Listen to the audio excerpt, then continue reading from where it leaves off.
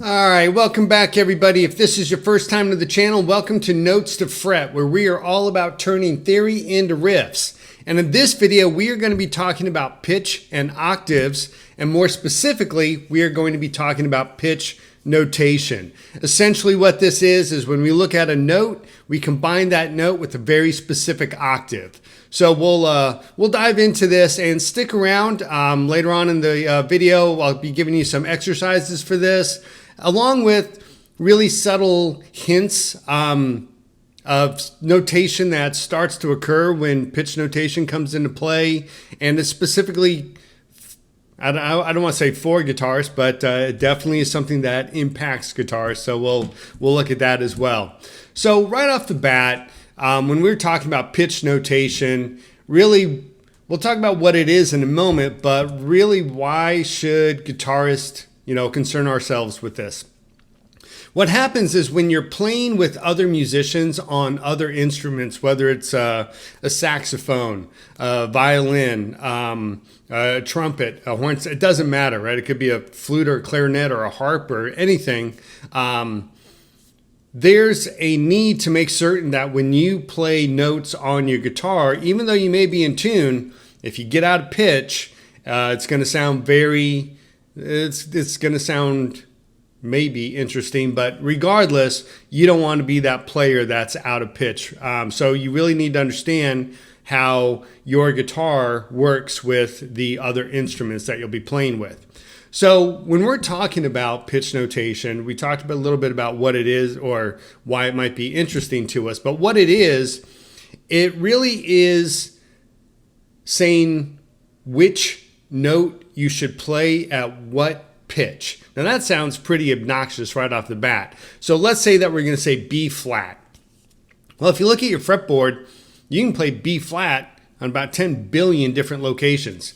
But it matters which location that you're playing in when you start to expand your musical group that you're playing with. Now, typically, guitarists and bassists, when they're working together, you can get by with this quite a bit without too much worry. It's essentially same tuning, everything else. But when you start adding in other instruments, this really starts to come into play.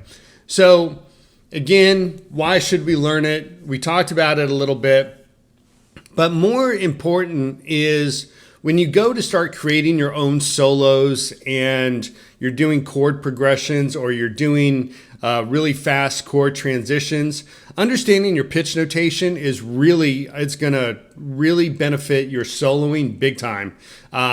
It's going to improve your voicings, and it's going to give you much, much stronger, more fluid voice leadings, which we'll talk about in a later video. And then again, generally understanding how music works across your entire fretboard. So that's a little bit of the background. What I want to do now is take a look at what we're going to be exploring in this video. Now, right off the bat, this looks pretty obnoxious. Don't worry about it. We're going to break this whole thing down. Over in the lower right-hand corner, you can see that I start with 1, but I talk about a second octave right off the bat. I'm not losing my mind just yet. That 1 and that 2, that 1 and that second octave, there's a reason for that. We're going to jump into that in this video. I didn't put any flats or sharps on this because then it's just a bunch of dots everywhere. But you can see the color distinction. And again, we're going to break this down, right? And really what everything here is actually meaning and where we get it from. So with that, we need to talk about one thing really quick and really understand what an octave is. Well, we've spoken previously, if you watch the intervals video, that an octave is a perfect eighth. And remember that 8 just for a little while, because we're going to come up on that. We know it's a perfect eighth. We also know that an octave consists of 12 frets or 12 semitones, whichever one you want to look at. They both mean the same exact thing. But here's what we really need to remember about an octave. An octave is the interval between two notes where the higher note, the string vibrates at exactly twice the frequency, right? So again, the open E string and then the E string on the 12th fret. The string is vibrating twice as fast, right? That's your pitch. The higher the pitch, the higher the sound, right? And this is very important to recognize when we're talking about pitch notation. This is truly kind of I guess the mathematics behind an octave, right? You have to remember that the frequency is different, becomes a higher pitch. So with all that being said, I want to take a look and do a quick comparison between the piano keyboard and the guitar fretboard. And we're not going to get into anything on piano here. That's not what this channel is about. But it's very important to recognize where our pitch notation comes from. And it comes from the piano keyboard for the high level. There's a little bit more nuance to it, but it doesn't affect us. So here, what I want to do is start by looking at this key on the keyboard right here, right? You can see it's 2 keys to the right from that C, and you can see that C has a 2 with it. We'll talk about that. And then I want to look at the open E string on our guitar, okay? Now, this is our lower E string, obviously. So when we're looking at this key is an E. And you might be thinking, okay, that's an E. My guitar, open E, that's an E. But why in particular this one? Why this? There's 8 places to play a E on the piano keyboard. Why am I picking this particular E to start the conversation? Well, this key on the piano, when you hit that key, it vibrates at 82.4 hertz. Does 82.4 hertz matter? Not really. I mean, you call it 10 if you wanted to. It doesn't really matter for your music, but it does matter for your understanding. And if we're looking at the open E string on the guitar, that also vibrates at 82.4 hertz. Meaning, if we were going to play note for note with someone on the piano keyboard and they were going to progress their keys to the right, we could keep up with them to a certain extent, out to the 6th octave. But if they started playing keys to the left, right, going down towards C2 and C1, we couldn't keep up with those notes. They're not in our range, okay? So they're not in our pitch range. They're too low. The pitch is too low. So this is the first place that a guitarist and a pianist can kind of lock in on pitch. And I'm talking about standard tuning here. So this is the first place that we can, really kind of sync up. Now you'll notice on the piano keyboard, all the C's are C1, C2, C3, C4, whatever it is, right? And by the way, this C4, it's called middle C. You'll hear that at some point in your music journey. So that's where it comes from. But you'll notice that, excuse me, you'll notice that these C1, C2, C3s, these are where new octaves start. And you can kind of see those dashed lines. So those dashed lines are telling us, hey, new octave, right? So we see that we start new octaves on C. It's just the way it kind of works out. So with that, if we're talking about the notes that we cannot have a low enough registry with, it's this 0 and 1st octave, right? And there's a part of the 2nd octave that we can't get to as well. But we can definitely see down at the, down towards the bottom of the piano keyboard, we have 0, 1, right? That's just counting out all the octaves. 0, we don't worry about too much. There's only a couple keys, but we definitely don't have any access whatsoever to that 1st octave, right? We only have access starting at the 2nd octave. So when we talk about these 2 octaves, right, we just simply don't have access to them. And I want to point out one thing that freaks guitarists out. And I know this because it freaked me out when I first started looking at guitar music. Again, I'm not going to teach you how to read music, but I do want to, well, I'm not going to teach you in this video, but I do want to take a look at one thing because you will see it. And here's the musical staff. And you'll notice down at the bottom, there's this 8, okay? Anytime you see and the thing about this 8 is it absolutely does not change anything from your musical reading whatsoever. It's just a thing that I guess it's a favor to guitarists, right? To make us more confused when we go after music. And it can be a little obnoxious when you look at it and you're not understanding it, and no other instrument seems to have it. So this 8 down here, remember when we said an octave is a perfect eighth? Well, essentially what this 8 down at the bottom of this treble clef is saying is this instrument, which in this case is the guitar, is 1 fret or it's a perfect eighth up, right? So we don't have access to that first octave. That's all that this 8 is saying down here. But again, it makes no difference in your music reading. A G is still a G, a B is still a B. It's the exact same place and everything else. They just put in this little ooh la la to mess with guitarists. Now this won't really come into play until you start, putting larger pieces of music together. But I did want to point it out in case when you start reading music, you do see this. Don't let it freak you out. This is all it means. You just don't have access to that first fret. That's it. So that first fret kind of, has some meaning to it.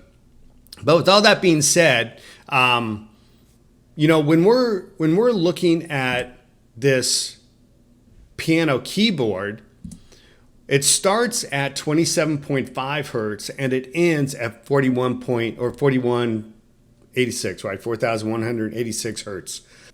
But here, those numbers aren't important. And I mean, I looked them up, right? It's not like I sit around and know all these numbers. They're not really that relevant to your musical playing. But I do want to bring it up that on the piano, you can only play one note at one location. For example, that middle C, C4, there's only one place to play that. That's it. There's one single place.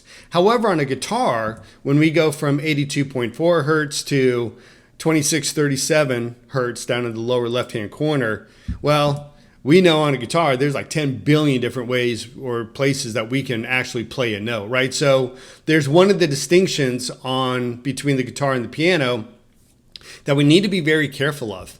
And where it starts to sound really potentially bad is imagine that you wanted to play something like Metallica's Master of Puppets. And you just want that low E kind of muted, right? That typical 80s metal sort of, really going after it.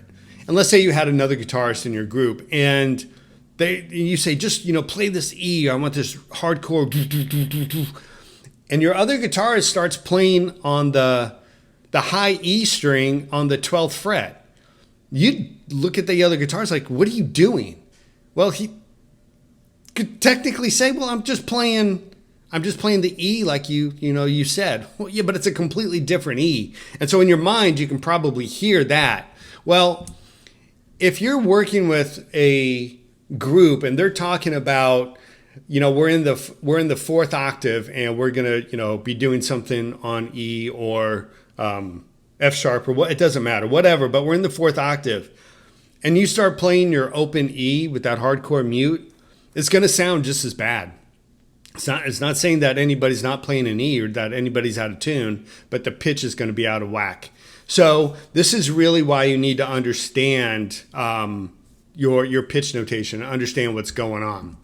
So with that, I want to go ahead and just take a look really quick at the beginnings of what we're talking about with our second octave, right? And so when we're talking about this second octave, we now know why, because we don't have access to the first one. So technically the guitar starts on the second octave. And you can see here that I have this notation, E2, F2, G2, A2, B2, right? That's the note and then the octave indicator. E in the second octave, F in the second octave, G in the second octave, so on and so forth, right? So let's take a look at what that means on the fretboard. And remember, we always take into account our open strings as well. So my little open string indicator will come up here on the right-hand side of the screen. Here, when we're talking about the second octave, we have our open E string, which is our E2. So if another musician is saying, hey, let's play E2, you know it's the open E. Next, we have F, okay? And this is our F in the second octave. Then we have G, again, in the second octave, A, followed by B. And keep in mind, because on guitar we can play things in multiple different places, we have our open A string, which is also A2. And then we have our B, which is on our second fret of our fifth string, right? And so that's still B2. So this is our entire access to the second octave as guitar players. And you can see here that we have a couple of different places that we can play the A or the B in the second octave. Now, let's take a look at the third octave that we have access to, right? So we spoke about the second, now we're looking at the third. Here, all new octaves start on C, just like they did on the piano keyboard. They start on C, and so we're going to start our new octave, or our third octave, on C as well. And so when we look at the places that we can play C in the third octave, we can see the two of them here on the E string and the A string, okay? And then from there, we move up to our D. And again, our D in our second octave, we have two places where we can play that on the keyboard, but we also have it on a third location where we can play it as the open string, right? And I just turned it red, so hopefully it's a little bit easier to see. So now we have three places that we can play our D in the third octave. Following up with that, now we're going to look at E.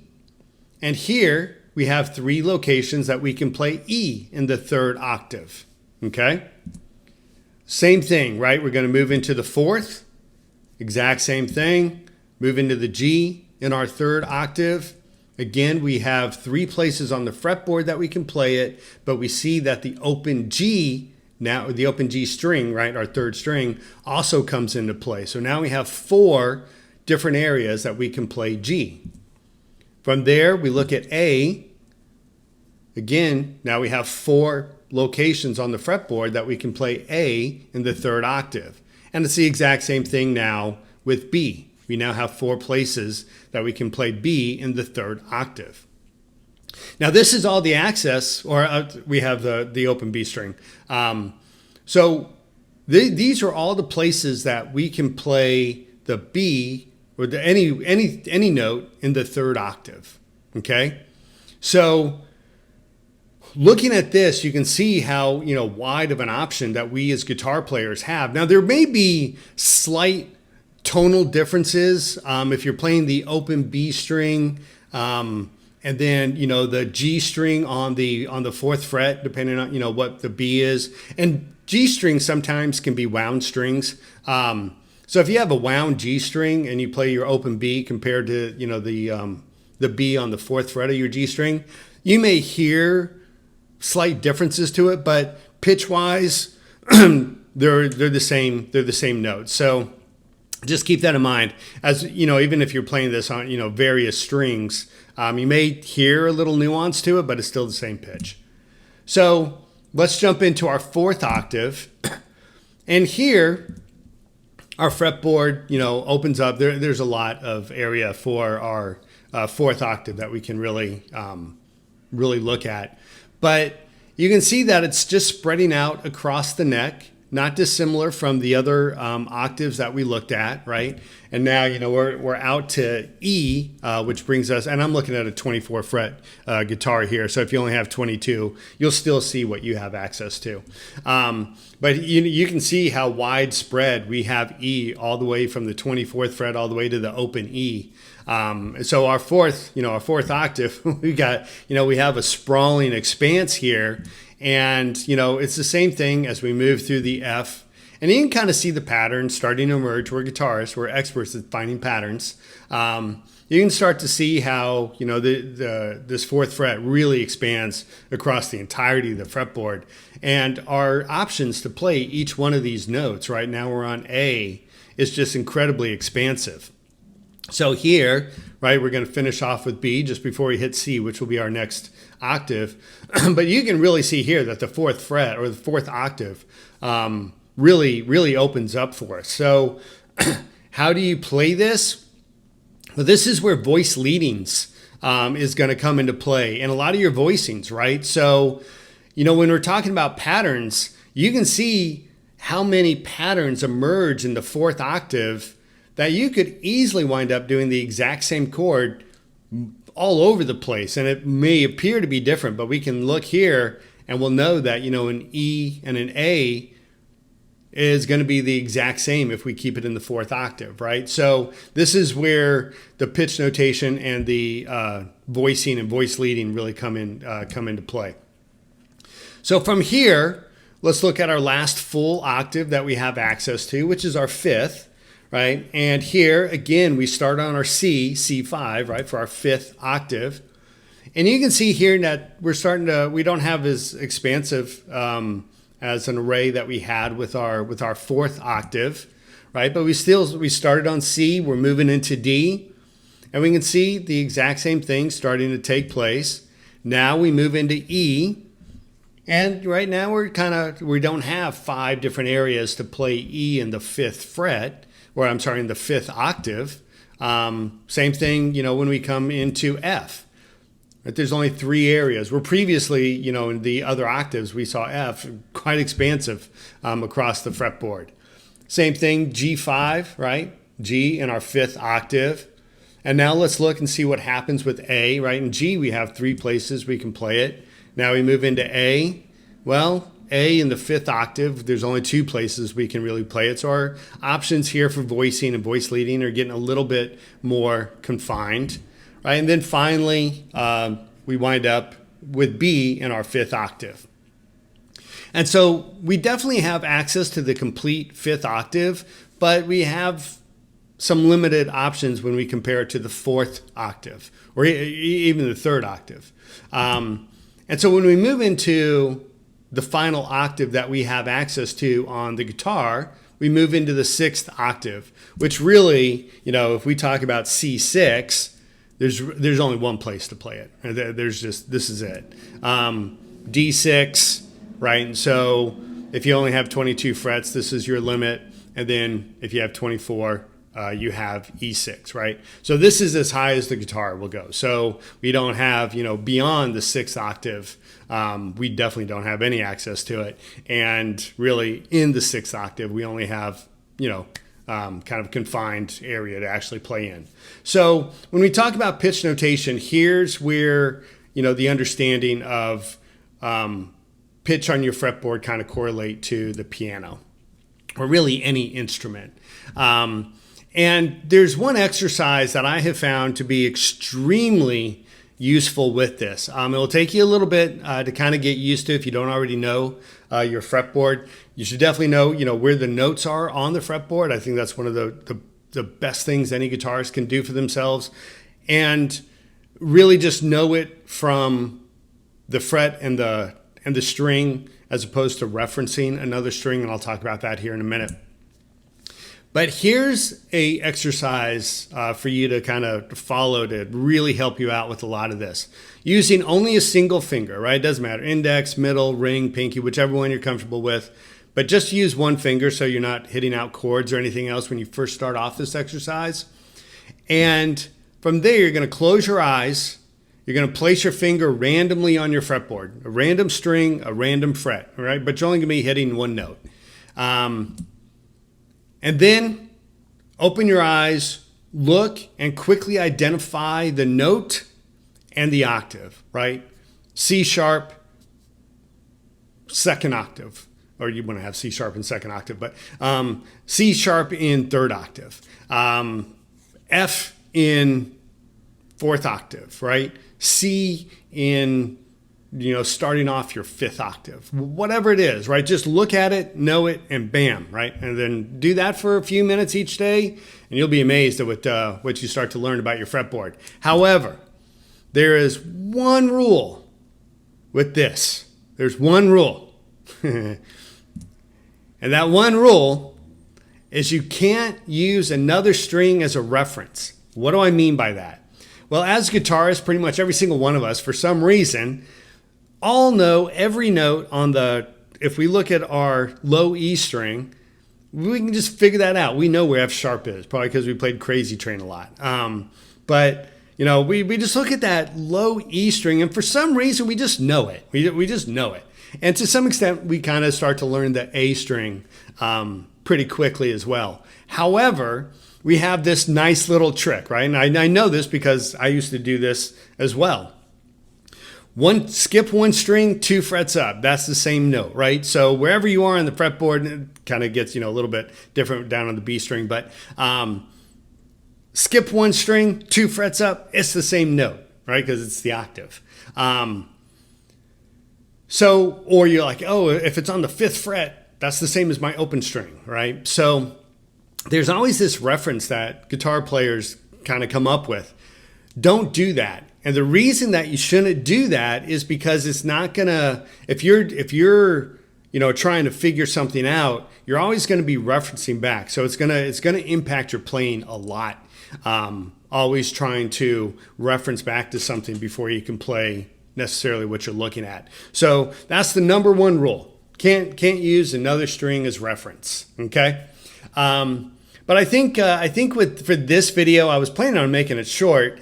I think with this video, I'm going to leave you with this exercise because I do think it's a pretty good one. And also, quick shout out to one of the viewers that brought this to my attention as a topic. It wasn't really on my radar for a little bit, so I'm glad you brought it up. So shout out to you. Don't want to call anybody out by name just in case they don't want to be called out, but you know who you are. So good call on this one. But with that being said, I'm going to go ahead and close out this video. And as always, really appreciate everybody watching. Hope you got something out of this. And if you are enjoying these videos, by all means, right, it's free. Would love to get you to smash that subscribe. And if you enjoyed this one, let me know. Give me a thumbs up. But we will see you in the next video where we will be talking more about voice leading and putting some of this pitch notation into practice. So until then, take care, everybody.